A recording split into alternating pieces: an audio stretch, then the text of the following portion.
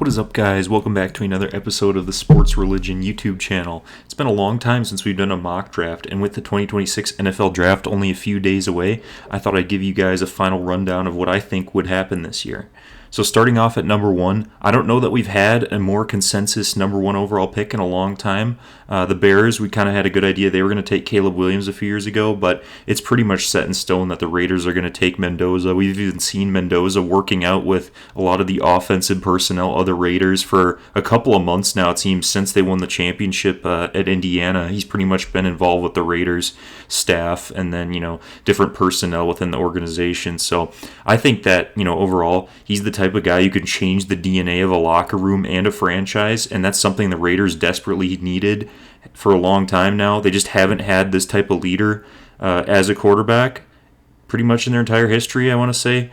Maybe you could say Derek Carr was that for them at times, but the on-field product wasn't there. I think Mendoza's ceiling is much higher than Derek Carr's.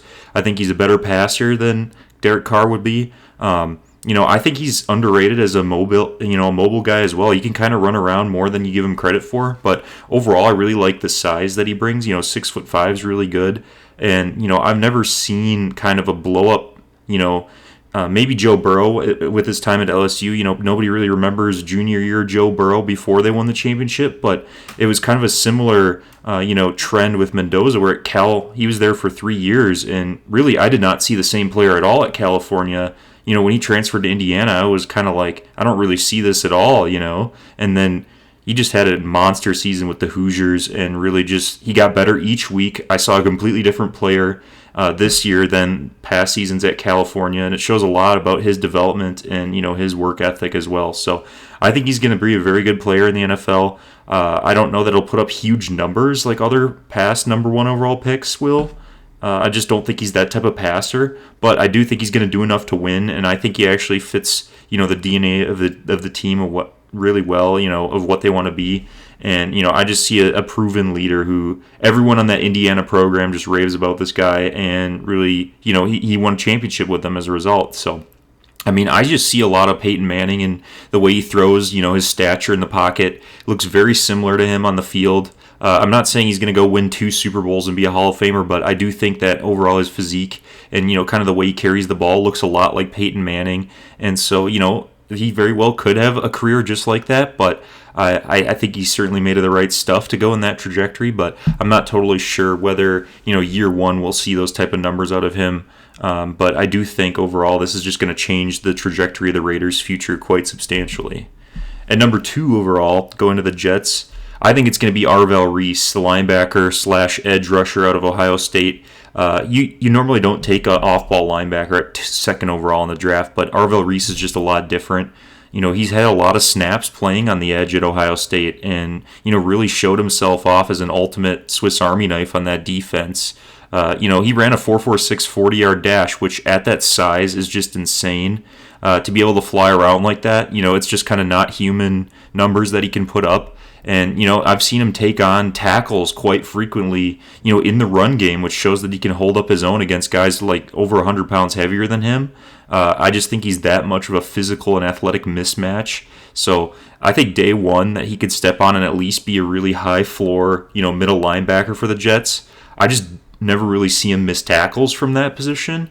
And then, he has some really nice pass rush reps one-on-one. I still think he's developing in a lot of the areas as a pass rusher to be that guy every down on the field in the NFL, but I think he's well on that way. And, the Jets, hopefully Aaron Glenn can work with him and just make him an absolute monster. He just reminds me so much of Derek Thomas on the Chiefs, who, made a living chasing down John Elway in the 90s, and just their skill set's the exact same. It's kind of an off-ball linebacker prototype who can rush the passer and just has relentless pursuit, freak athleticism.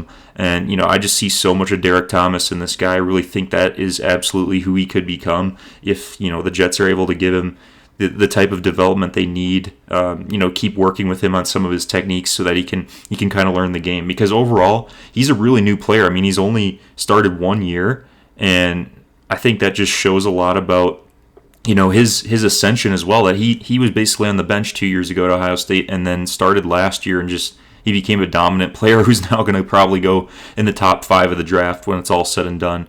There's been a lot of smoke about David Bailey potentially going here to the Jets. I don't see that at all. Like, I think Arvell Reese is a way better player than David Bailey is. Not saying Bailey's a bad player by any means, but I just think Arvell Reese is the exact type of player the Jets are looking for at this spot. The size, the speed, the athleticism, the mentality, everything about him is exactly the type of franchise defender you want on a team, especially in the modern NFL where your defenders have to do so much more than just be, the position that's assigned to them. So I think Arvell Reese fills that need really well at 2. Really high chance of him having a successful career as well in the NFL. At number 3, we have Jeremiah Love. I'm not too confident that the Cardinals will stick here and pick Jeremiah Love, but I do think, regardless of the situation, he would benefit them, obviously, and I just think he's going to be the 3rd player taken in the draft. Easily this guy is one of the 3 best players in the draft. There's no question about that. Really athletic. I think he ran a 4.38 40-yard dash, which is just, that's ridiculous speed for a running back in pads, too. So I think that shows up on the tape as well when he's able to get in space. I still think that, the biggest question with him for me is why Notre Dame never gave him all the carries, and I just think he's had a split backfield his whole career, and that's going to be something NFL teams have to evaluate with taking him at 3 overall. Is he that guy that you can rely on, to get a ton of carries each game and just kind of, build your whole offense around? I think he can be, but I just don't know if he's that day one. He might need some, getting up to speed, if you will, in terms of being able to handle that. But what really sets him apart is his receiving threat ability. You can throw the ball to him and he'll take the ball from, a 2 or 3 yard gain into, sometimes a 50-yard gain or a touchdown. He just has that ability to break free. He can really juke himself out of a phone booth with the ball in space. Super dangerous player in that regard. There's a lot to like about him as well. I think that, there's some pass protection questions I have personally with him, and, maybe a little bit of, not toughness questions, but he did seem to be banged up quite a bit at Notre Dame, and I really hope that that's not something that continues in the NFL, because I think he can be a super fun player to watch in the NFL. I'm not totally sure where he stacks up with other running back prospects that we've seen taken at this spot in the past. Like, I don't know that he's necessarily a better prospect than Bijan Robinson, Jahmyr Gibbs, those type of running backs. I'm not totally sure that he's stacks up against those guys. I think he's certainly a very good player, though, and I don't see why the Cardinals wouldn't want a guy like this on their team, especially with Mike LaFleur coming in as the head coach. He's an offensive guy, and I think with Marvin Harrison Jr., Trey McBride and Jeremiah Love all in the Cardinals, that's a really scary trio of offensive players that a young offensive coach can use. He really reminds me a lot of Matt Forte, just in the skill set he has, the ability to, take the ball in a lot of different directions and be a threat in the receiving game. People don't give Matt Forte the credit for being the receiving threat that he was, but he had a couple seasons where he has 700 yards as a 700 receiving yards, even though he was a running back for the Chicago Bears. And so I think that's the type of player Jeremiah Love is. He's not necessarily the same size as Matt Forte. He's a little smaller, but I do think that skill set is what he brings to the table, and he can be very similar to that. At 4, this is where I have David Bailey going. I think that the Titans are in need of some pass rush juice off the edge. They traded for Jermaine Johnson in the offseason, but I do think Robert Saleh is going to want more of a defensive prowess in their front seven, and what a better way to do that than David Bailey. The way I kind of described him as an old school pass rusher with a new school bag, and what I mean by that is, look at his aesthetic there. He's got no accessories on, no undershirt, no sleeves, nothing, no gloves on, just really old school, type of edge rusher look there. And I think that he plays the complete opposite and has a bunch of move sets that really translate well into the NFL. He has ability to counter tackles really nicely. That's something that's incredibly important if you're taking a pass rusher this high. And, I do think that he's a bit smaller, but he makes up for it in just the way he's able to pull off a lot of his pass rush moves. So I think he's got really high upside in that regard, and people don't give him enough credit for the run defender that he is. I think, he's perfectly fine in the run game. You don't have to be really elite in the run game if you can offer a ton in the pass rush, and I just think that's where he's at, and he can even get better than that, especially with Robert Saleh as the coach. I mean, what better teacher to teach up a guy like this? He just reminds me a ton of Cliff Averill, the defensive end for the Lions and the Legion of Boom Seahawks and the glory days for the Seahawks. Just very similar stature to me, and I think can become a similar player to that.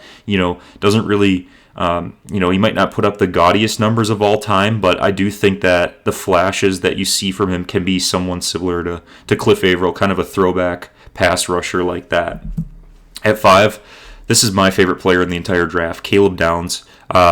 Going to the Giants, I think that Joe Schoen is going to see the value that a safety has, especially with John Harbaugh as the coach coming from the Ravens, where he had Kyle Hamilton, who's one of the elite safeties in the NFL.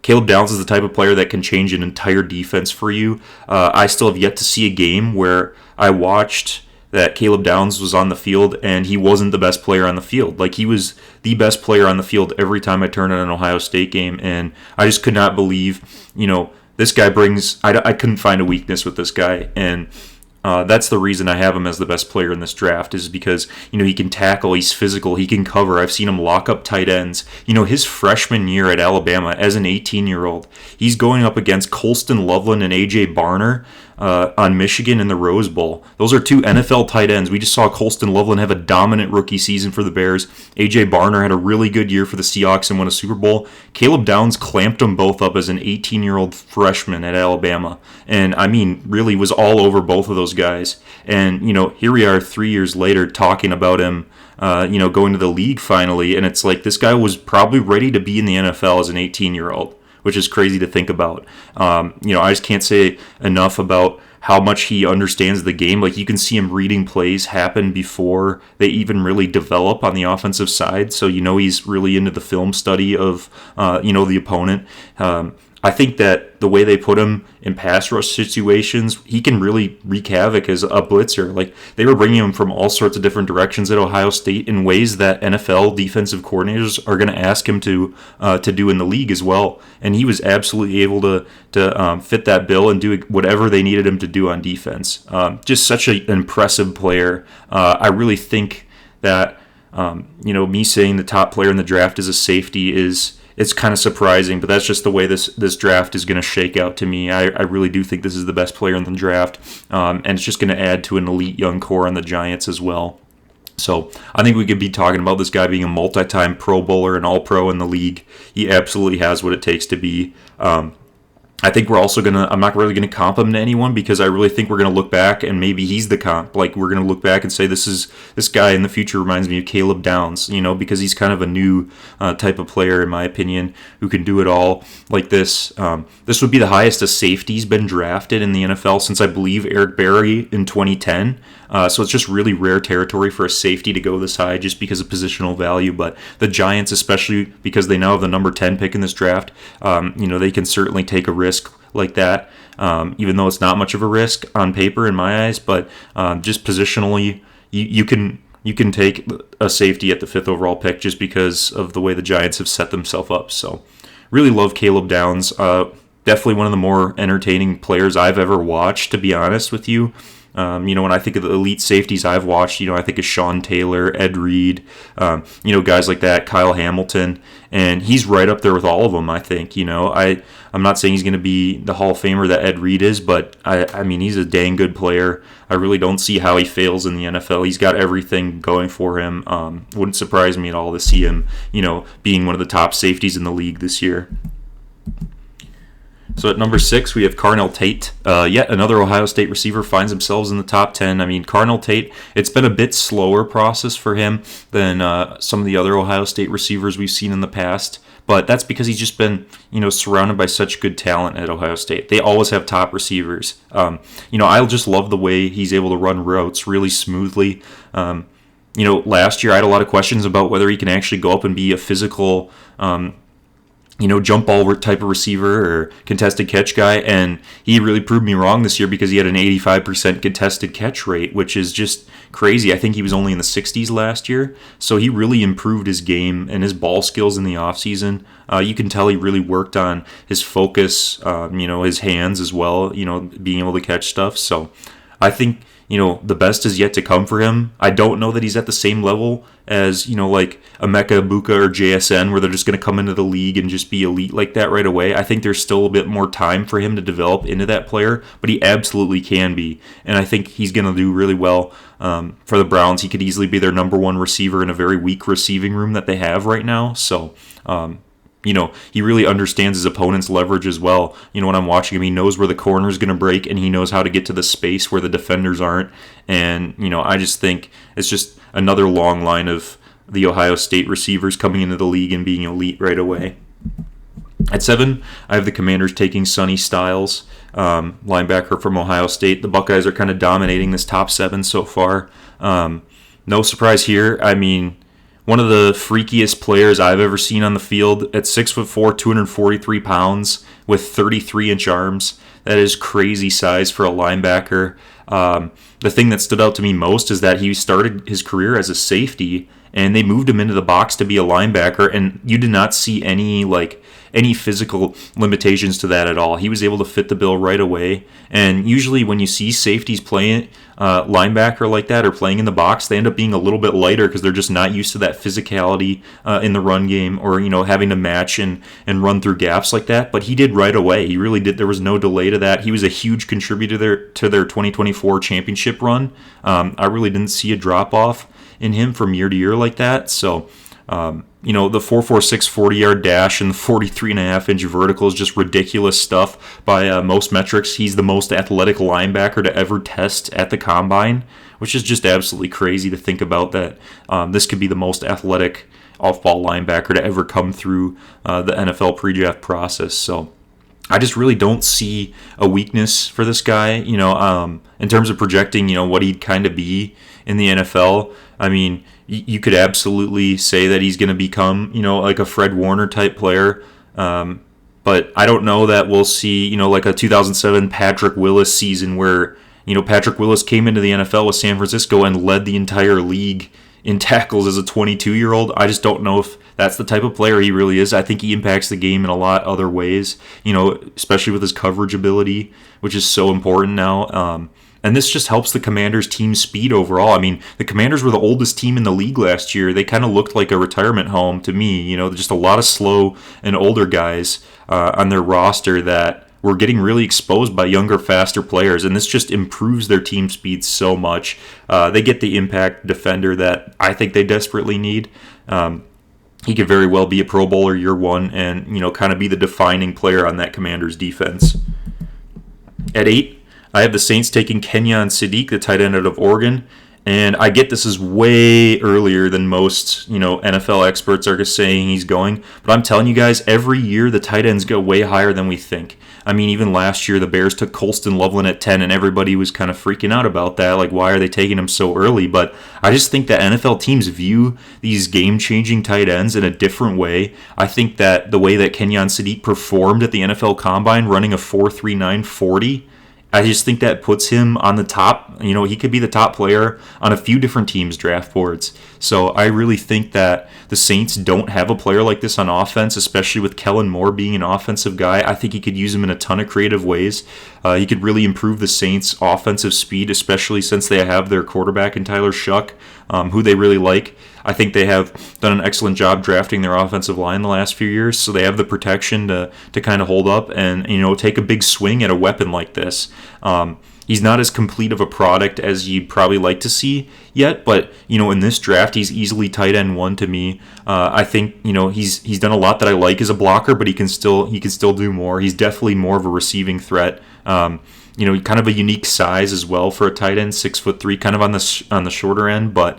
Those guys have proven to be effective in the past too. Like, I just think of a guy like Vernon Davis, who was pretty much the exact same build, freak athlete, and had a lot of good years for the 49ers and the Commanders. I totally see a lot of that in Kenyon Sadiq. I think he's going to go way earlier than people think. And I could easily see the Saints wanting to change, the look of their offense and what they do with a guy like this.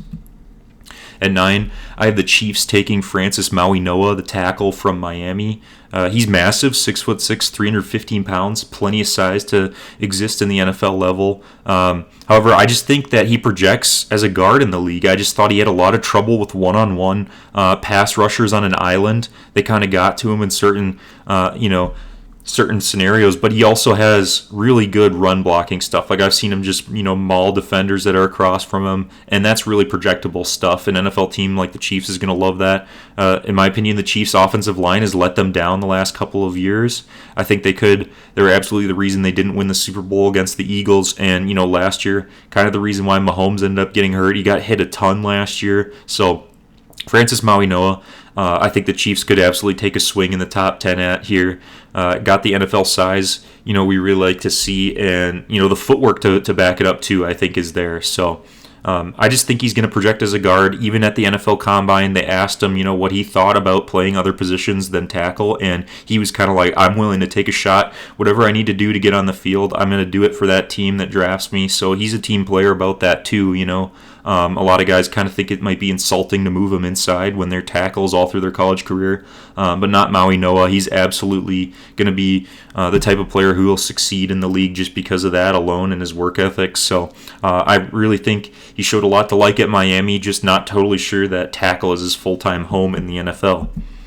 At 10, the Giants just acquired this pick, the Dexter Lawrence trade. I have him taking Jordan Tyson, the wide receiver out of Arizona State. Really intriguing prospect to me because, at the top of his game, he's elite. He's an elite receiver who's pretty much unguardable, really swift route runner, good size.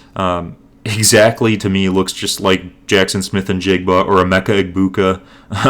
And I know it's a very recent comparison, but he's that exact mold of receiver, that really crisp route runner who understands zones and, pockets of space on the field and how to get there. And it's just unfortunate because we haven't seen a whole lot of him over the last couple of years. He started his career at Colorado and had some pretty serious injuries there. He was, I believe he tore his ACL and MCL there. So he had a long recovery to that. Then he had a collarbone injury and some hamstring injuries this year. But, when he was on the field, he was really a difference-making threat. He had some huge catches in that Mississippi State game at the very beginning of the season. When I was watching him, on the road in a tough, hostile environment, I thought he made some great catches in that game against a really tough SEC opponent. Just not totally sure that, his quarterback situation at Arizona State really allowed him to be the player that he can be. So, I would love to see Jackson Dart throwing to this guy in New York. I think him opposite Malik Neighbors would create a really good young receiving duo. And, reportedly the Giants like him too. They've had him in on a lot of visits and done a lot of work on him in the pre-draft process. So I would love to see him in New York and potentially be, one of the nicer receivers in the league. Just really good hands too, good body control. You can tell he tracks the ball into his hands really well. It's just that those injury concerns are really going to be what he has to get behind him if he wants to succeed in the NFL.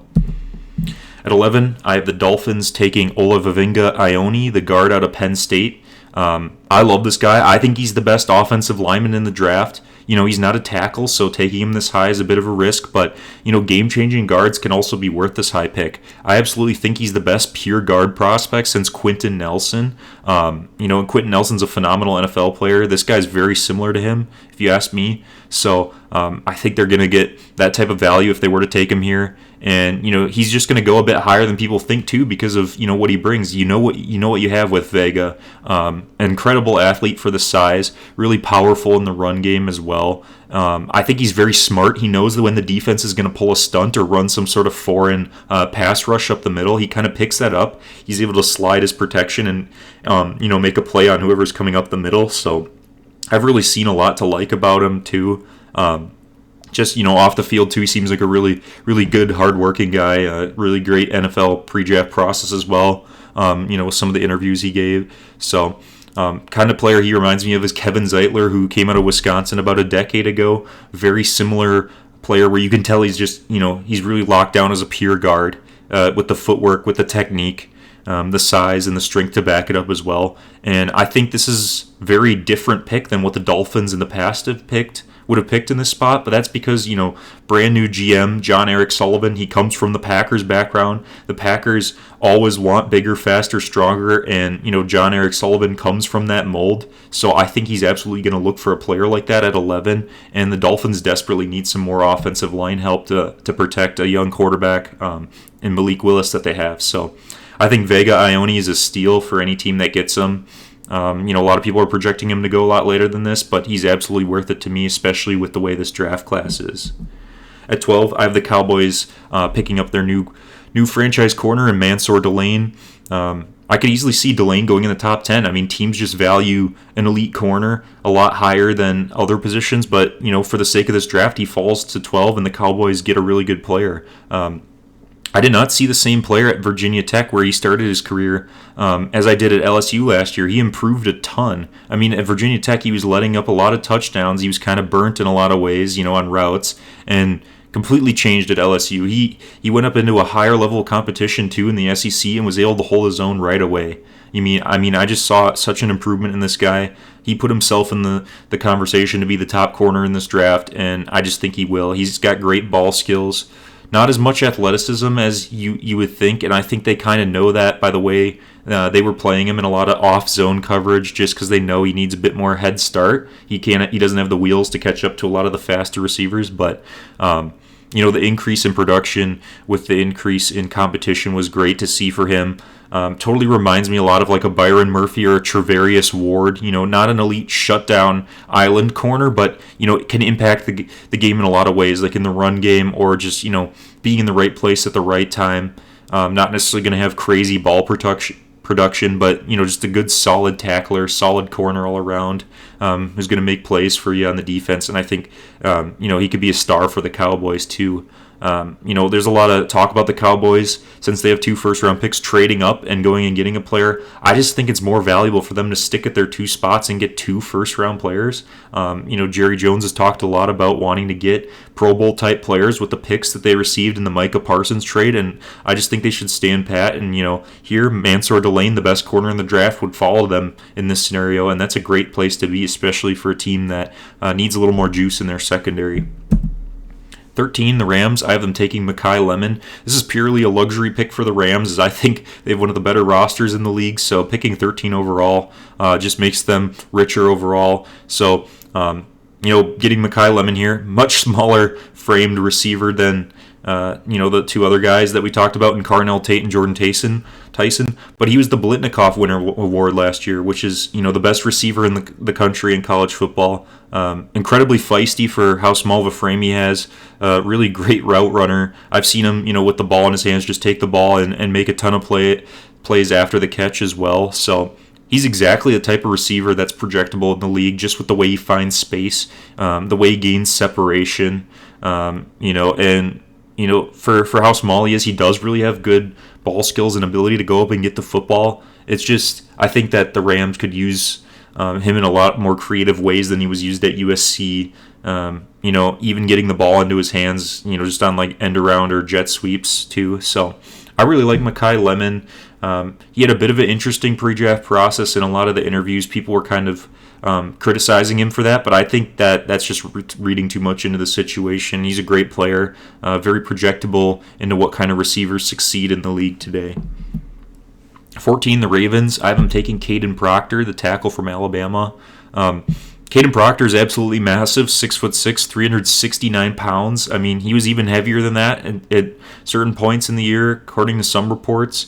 It's hard to even project, a lineman that big in the NFL. There's just not that many guys that huge, and there's not a lot of guys that can move like this either. So for that reason, the NFL is absolutely going to value him. I think the Ravens need more on their offensive line, and what better way to do that than Caden Proctor? You could absolutely build this guy into an all-pro type of tackle in the future.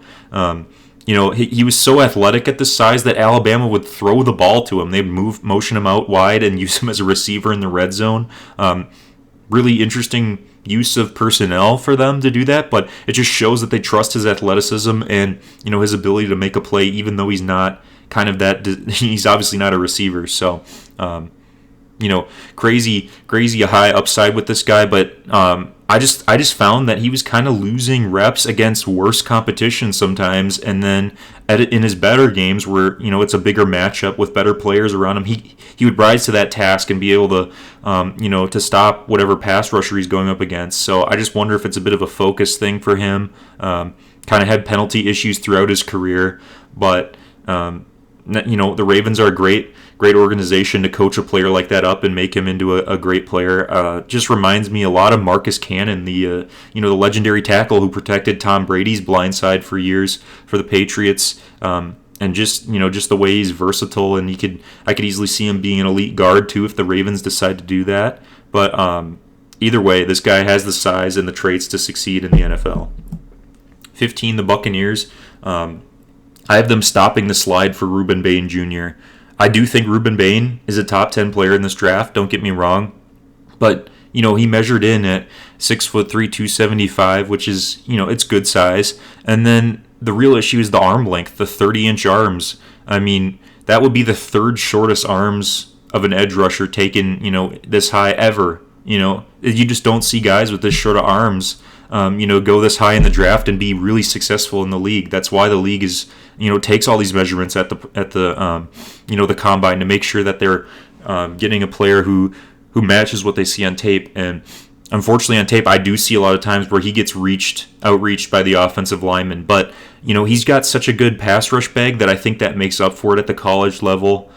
He's able to, throw a lot of moves at the lineman across from him, and that allows him to get by and just make a ton of plays. He's very high motor. He's high intensity. I've also seen him, just absolutely blow up blockers in the run game, and I do think edge defenders that can play the run like that are just a lot more valuable nowadays than ever, to be able to be on the field more snaps, whereas if you're just a designated pass rush guy, not as important. So I think there's parts of his game he absolutely needs to refine. Like, he gets fooled in RPOs quite a bit. You'll see it where, the quarterback will keep the ball and he has no idea. Or, they'll hand it off to the running back and he'll go tackle the quarterback in the backfield. He's just got to iron that out. I think that's a coaching thing. You could absolutely coach him up to do that. Especially Todd Bowles and the Buccaneers, who are in need of an edge rusher. I think they would absolutely be able to get him to do that. It's just really those size questions with, the arm length that I have for him. And I've really kind of seen a different player each year of his career. He's a true junior, so he's 3-year career. But his freshman season, he blew up. I thought he was crazy for a freshman. Watching him play, I was like, "Who is this guy? Are we gonna have to be talking about him in 3 years?" And sure enough, we are. But then his second year, he really had a bad year and was kind of banged up. He had some sort of lower body injury, maybe a calf injury, that really affected his explosiveness. And I just didn't see that same player sophomore year. But he definitely bounced back his junior year. Had a much better season than his sophomore season.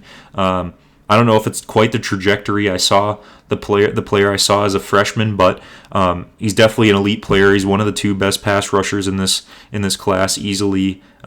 Really had a good season in Coral Gables and that elite Miami defense that took him to the championship. And you could really tell he was the engine of that defense. Everybody on that defense was looking for Ruben Bain to make a play down the stretch, and he was always able to do that. So.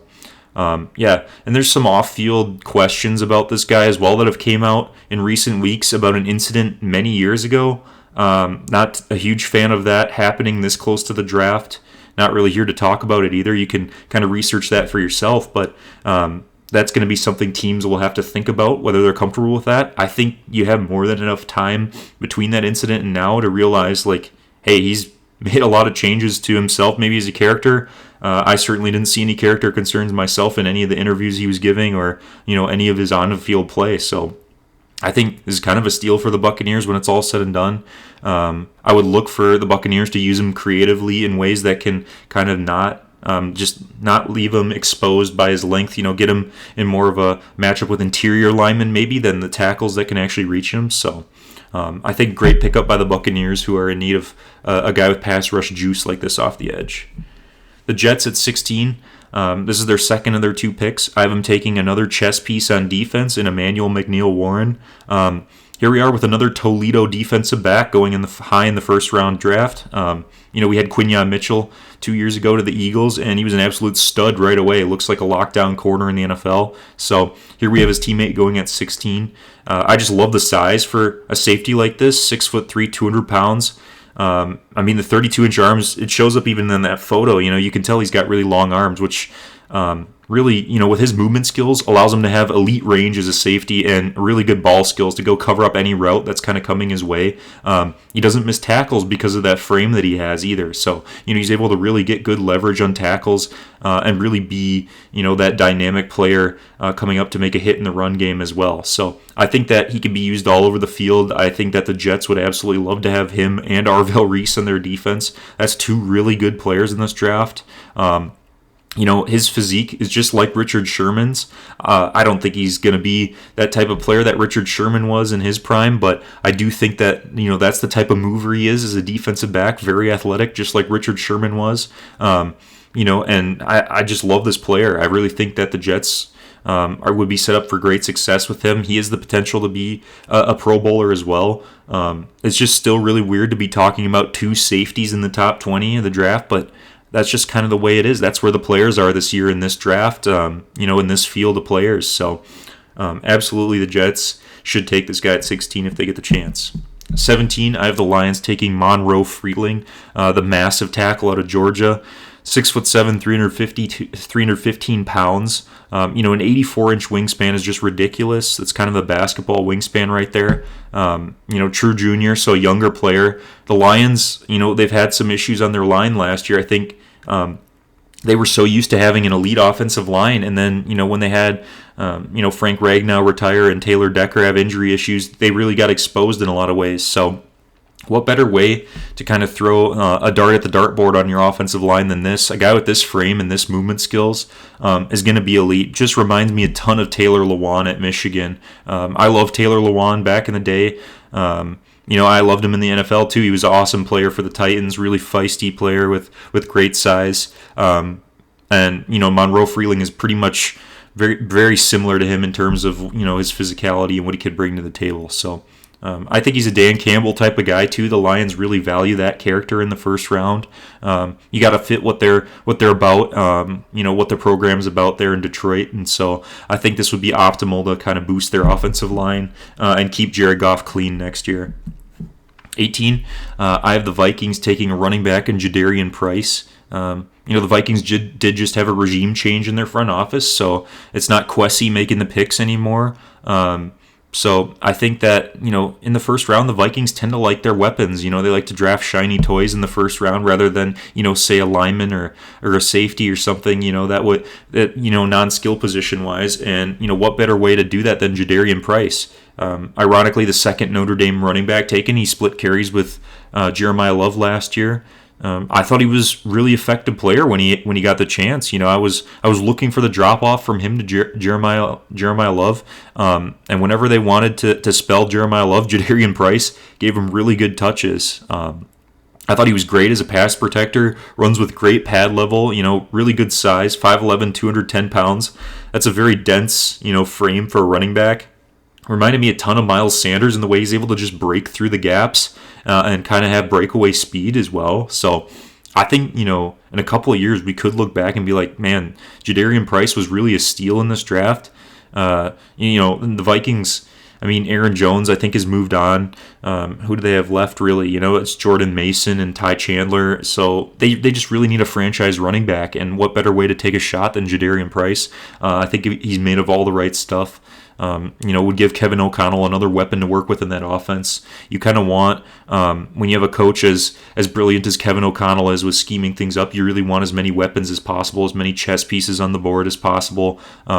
Absolutely getting Jadarian Price in that situation would be a benefactor to the Vikings offense. 19, I have the Panthers taking Caden McDonald, the run-stuffing defensive tackle from Ohio State. 6'3", 326 pounds, extremely dense. To me, that's the perfect size for a true nose tackle. I think if you're much taller than this, It just doesn't allow you to be really able to get good pad leverage on the offensive lineman in front of you. You just see it with guys like Jalen Carter in the league. They're 6'3", just pretty much similar to this build, and they're just able to be so effective on the interior because they can just get their hands on guys in ways that you might not be able to if you're much taller than this. So I think his immediate impact will be felt as a run defender. He's kind of just a two-gapping monster. It takes two guys to kind of take him out of the play. Really, really sturdy on the interior, but he is limited as a pass rusher, so that's something that the Panthers would have to consider here. But I think, teaming him up with Derrick Brown on that defensive line would be one of the hardest lines to run against in the entire NFL. And, that's just one thing you can count on with Caden McDonald, is that he is going to be able to contribute in the run game in the NFL immediately. And I just think he's one of those players that you know what you're getting with exactly when you get him. So kind of reminds me a lot of Vince Wilfork in the way that, Vince Wilfork was a longtime player for the Patriots and the Texans, doing exactly one thing, and that's just stopping the run and being a massive body in the middle, being able to capture any runs that, kind of went his way. So I just think that there's a huge benefit to the Panthers for taking a guy like this. It'll improve their run defense tremendously, and, great player in Caden McDonald. At 20, Cowboys take their second first-round pick. I have them taking Jacob Rodriguez. This is a lot higher than the consensus would probably take a player like this, but I just think that Jerry Jones is going to fall in love with a guy like this. He's played a lot of ball in Texas, from the area originally.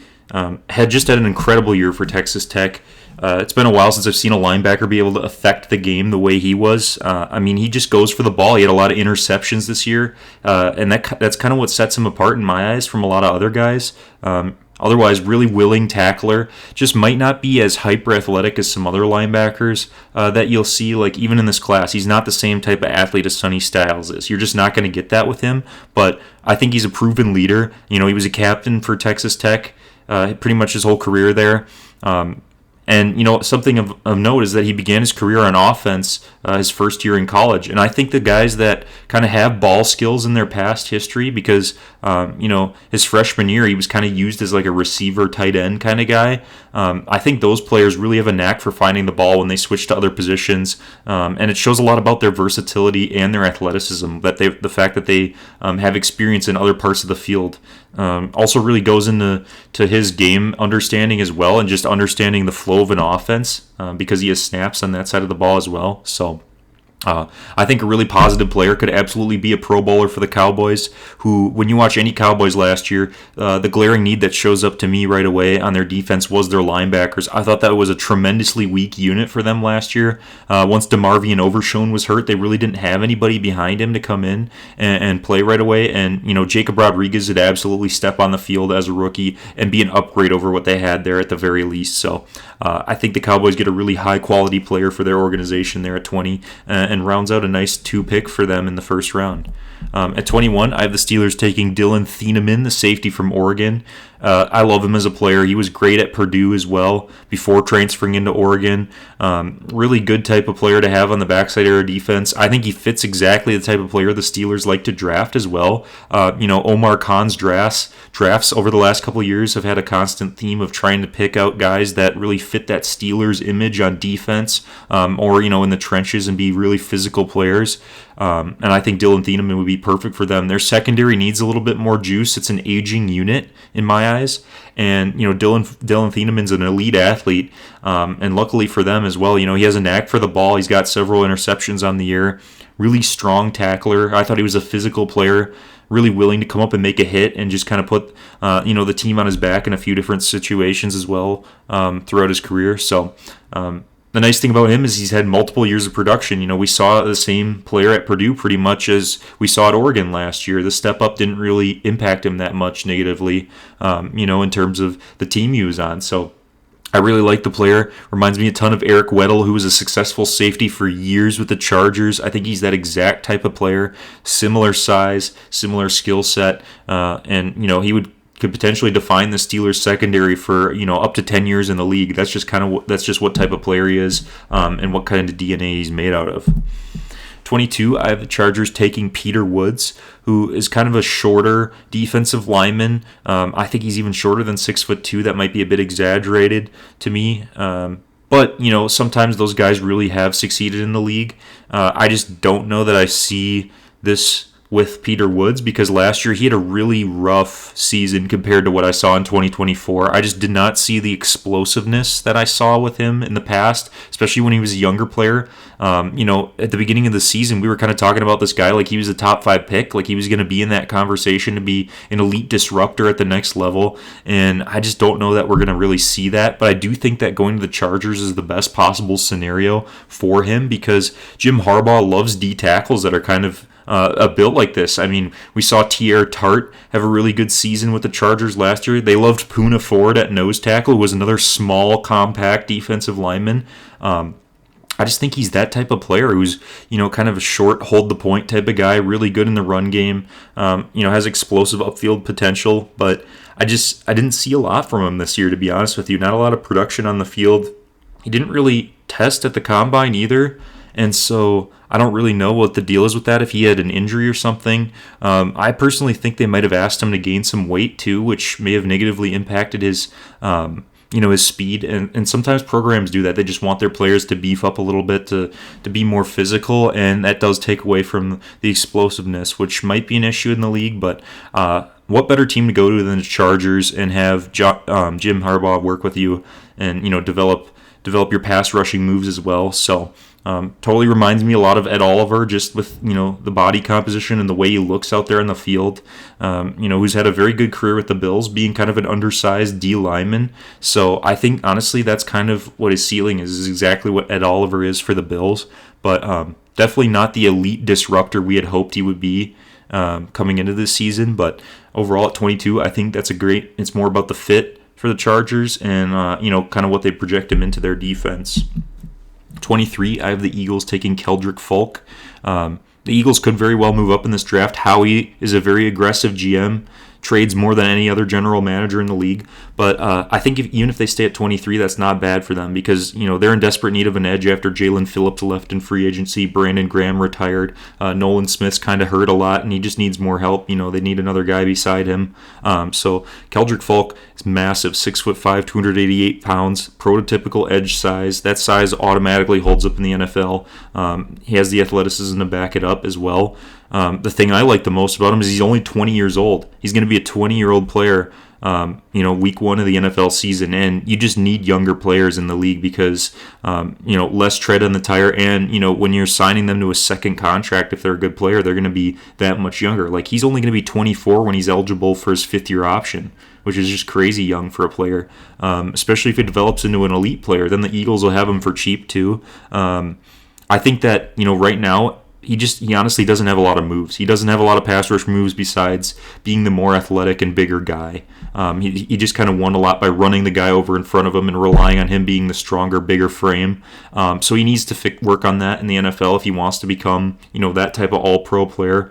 But I really do think that he reminds me a ton of Mykel Williams, who's a player who went last year at 11 overall to the 49ers. There's just not a lot of other players that I think really fit that besides Mykel Williams. And, we saw Mykel this year unfortunately go down with an injury, so we didn't really get to see what he did in the league too much. But kind of similar to that type of mold of player where you just don't have a lot of pass rush moves. You got to be developed. And I think that the Eagles have a really great defensive culture that could potentially get the most out of this guy. There's a lot to like here in terms of, the foundation. He just needs to be rounded out into a complete player, and I think the Eagles are more than capable of doing that. 24, I have the Browns taking Spencer Fano, the offensive tackle out of Utah. 6'5", 311 pounds. That's a really sturdy frame. He was a tackle at Utah, but I also think that he would be an elite guard in the NFL. I just think that's where he's at. Kind of has more of that profile, that power profile to be an interior run defender. But, the thing I really liked watching him was that he seemed to be a lot more scheme versatile than a few of these other linemen. Like, I could see him playing in a gap or a zone scheme in the NFL, and that's just really important, especially with the Browns. And, with Quinshon Judkins, they're going to want to run the ball. They have a really good running back. So I think that he absolutely would fit the bill for a good lineman for the Browns. It's kind of a shame that none of the better linemen maybe have fallen to the Browns, but overall, this might be, he might have a higher floor than a lot of the other players, too. Like, you kind of know what you're getting when you draft Spencer Fano. So, to me, he struggled a bit in some pass rush situations, but I think he could absolutely develop into a really nice player for the Browns, who are kind of rebuilding their offensive line and just trying to, retool their roster as a whole. So, I see a lot of Joe Thuney in his game, and Joe Thuney is an elite guard for the Bears. He was an elite guard for the Chiefs as well. So, if he's able to become that type of player, that would really succeed in the league because of just how run resilient or how reliant teams are on the run in these days. So, I really like the player there. I just think, nothing too crazy about him. Just a really good, solid offensive lineman that the Browns are getting here at 24.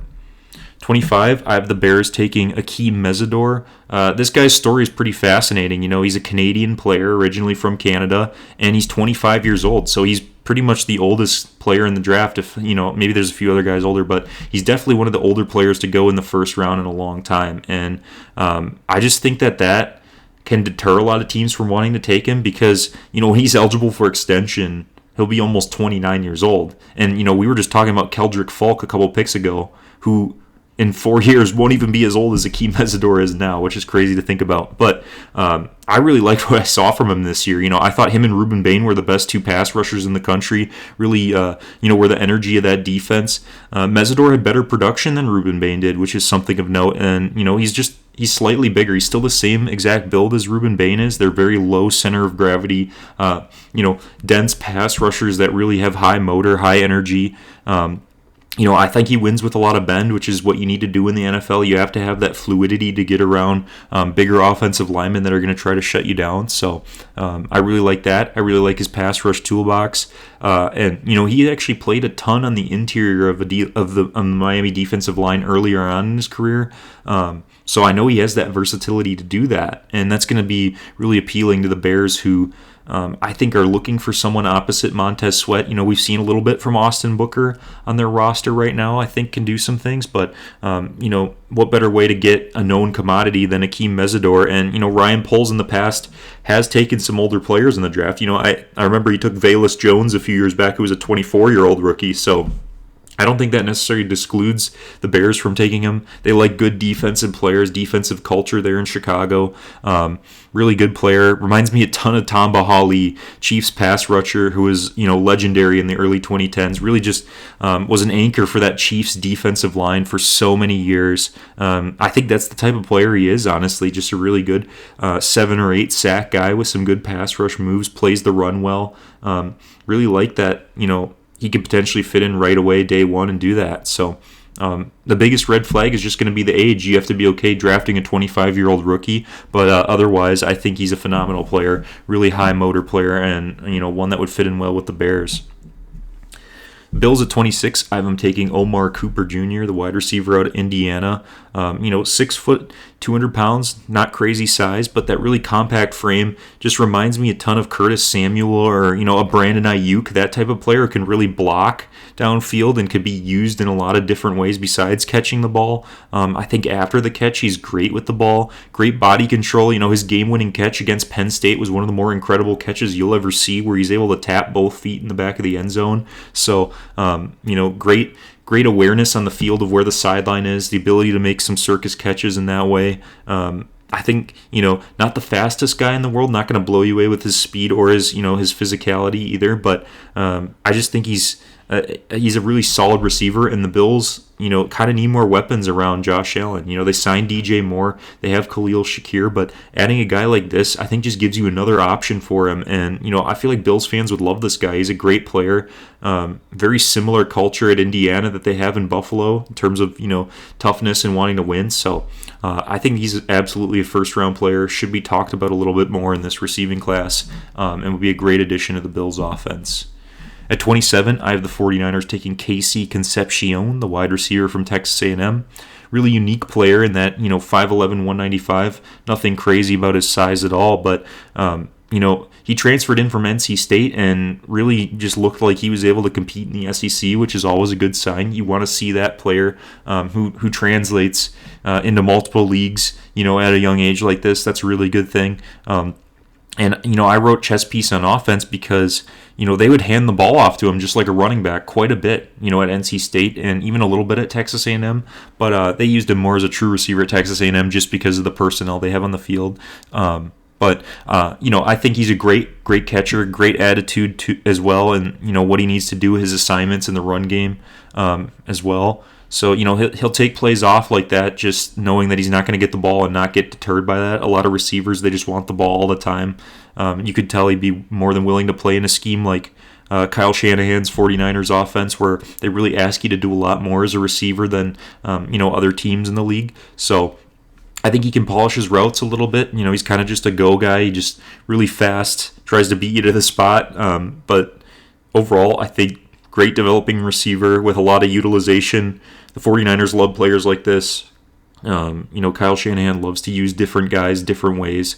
So I think he's great in the return game as well. And, the 49ers are definitely, I don't think they're done adding to their receiving core after signing Mike Evans, this year, and Christian Kirk. So great pickup for the 49ers at 27.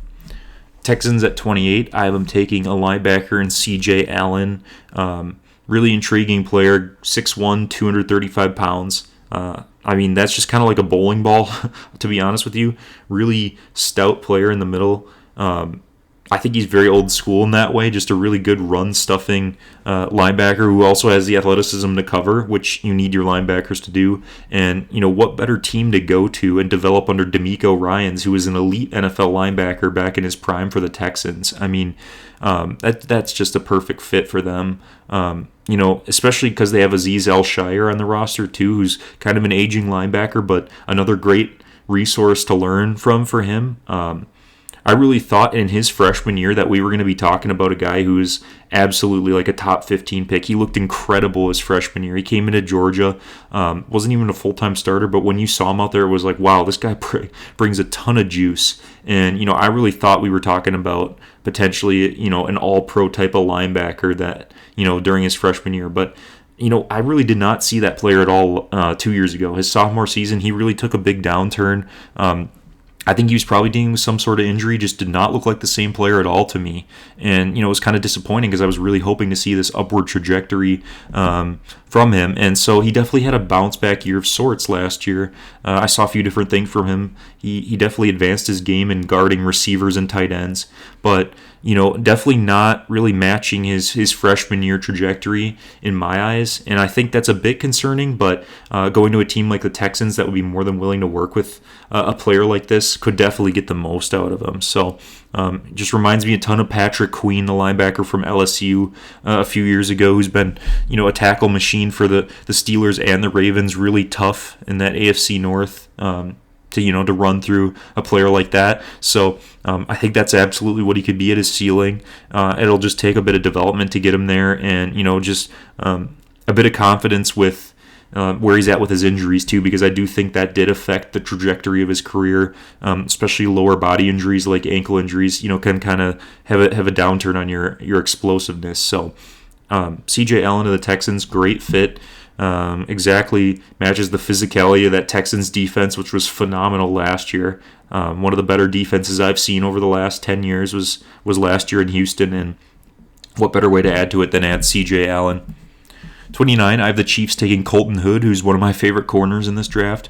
I think he's the perfect size for a one-on-one shutdown corner. Not crazy length, but you don't really need that. He's very similar in size to like Jair Alexander or even Carlos Rogers, who was a legendary player for the Cardinals and the 49ers for many years in the NFL. I think that's the type of guy he is. I really think he's got that mentality. He played for Deion Sanders' Coach Prime out in Colorado for a year and then transferred into Tennessee and was immediately asked to be their number one corner because a guy who we'll talk about in a minute went down with injury for the entire season. So the fact that he was able to step into that role in the SEC and played really good, says a lot about him. I thought he had good production, and I thought he's an excellent run defender. And you really need your corners to be run defenders in the league because NFL teams are running more and more at secondary players than we've ever seen before. They're just trying to attack the weakest link in the secondary with the run game, and you need players like this who can come up and match the run and get those stops for you. And especially with the Chiefs, trading Trent McDuffie in the offseason, they're in need of a corner. And I think this is a great player for that defense to take on and would really fit well into to what they're trying to do on defense. 30, the Dolphins with their second pick. I have them taking Colton Hood's teammate Jermon McCoy. Really intriguing player here. Similar size to Colton Hood. The only problem is we did not see him play at all in 2025. He was injured the entire year. Got hurt late in 2024, and just he never seemed to come back. But the tape was really good before that. So we have to look at the tape from 2 years ago and just kind of hope he's the same player.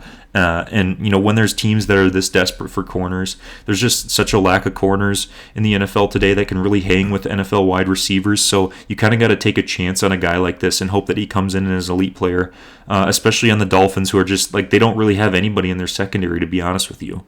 A lot of their team left in free agency or just moved on in different ways. So what better way to kind of add to that than Jermon McCoy? You can afford to take a risk on a guy like this.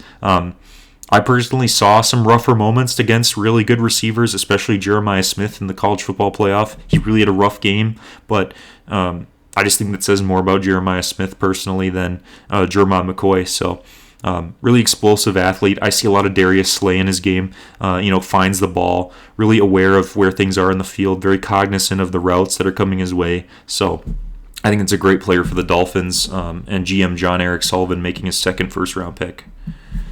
Patriots at 31. I have him taking Zion Young. This is a player I love. 6'5", 260 pounds, 33-inch arms. Ideal frame for an edge rusher. No size limitations there at all. I just loved his motor and intensity on the field. I think of that Auburn game where he basically took the coin toss in overtime and was talking down the Auburn captains over the referee's hot mic while he was doing the coin toss. He was saying, "We're coming to get you," and that's exactly what he did. In the first play of overtime, he went and sacked Auburn's quarterback and was just a menace. And Missouri ended up winning that game largely because of this guy. I thought that he set the tone on that coin toss and really show what type of player he is. Some people might get rubbed the wrong way by that. Might think that's more of an attitude thing, kind of interrupting the flow of the game. Talking a bit of smack at the coin toss like that. But that's exactly the energy you need to bring if you want to be an edge player like this. You kind of got to be a little crazy like that, and I think Zion Young is absolutely that type of player. I don't see a lot of finesse from him. He's a lot of power right now. That's kind of something that, that's just kind of how he's going to be. He's not going to give you all sorts of crazy pass rush moves, but totally reminds me a lot of Zadarius Smith in the way he has the ability to convert speed to power. Just really good hand placement on tackles in front of him, and, he can get around a lot of guys because of his length as well. So great player for the Patriots. I think that, they kind of have a hole on their roster after K'Lavon Chaisson went to the Commanders in free agency. So great addition to the Patriots in the first round. We've seen a lot of Missouri edge rushers in the past go in the first round too. I think of Darius Robinson to the Cardinals a few years ago. Even going back a few years, they had Shane Ray, Marcus Golden, Michael Sam, all those guys who went into the league. Coney Ealy as well, another great Missouri edge rusher who went into the league. So, they kind of have a history of producing NFL edge rushers that are kind of taken in this area. So, great pickup for the Patriots. I think he'll be an impact player right away for them. To close out the first round, I have the Seahawks taking a corner, Chris Johnson from San Diego State. Really good player, small school player. I think that the Seahawks need to add to their secondary after they lost both Reek Woolen and Kobe Bryant in free agency. What better way to do it than this guy? He's got great ball skills. He had 3 interceptions on the year. I think he looks very fast and athletic on the field. There's a few things he could round out his game a little bit better. But I think Mike Macdonald would use him in a bunch of creative ways in that Seattle defense. And this guy could potentially be an elite player at the next level for the Seahawks. So with that kind of rounds out our draft. We're only a few days away. It'll be interesting to see what happens. I think there's a lot less consensus about this draft than usual, just to the nature of the players that are in it. Everyone kind of has different opinions, more so than in years past. So we'll see how it shakes out. Until next time.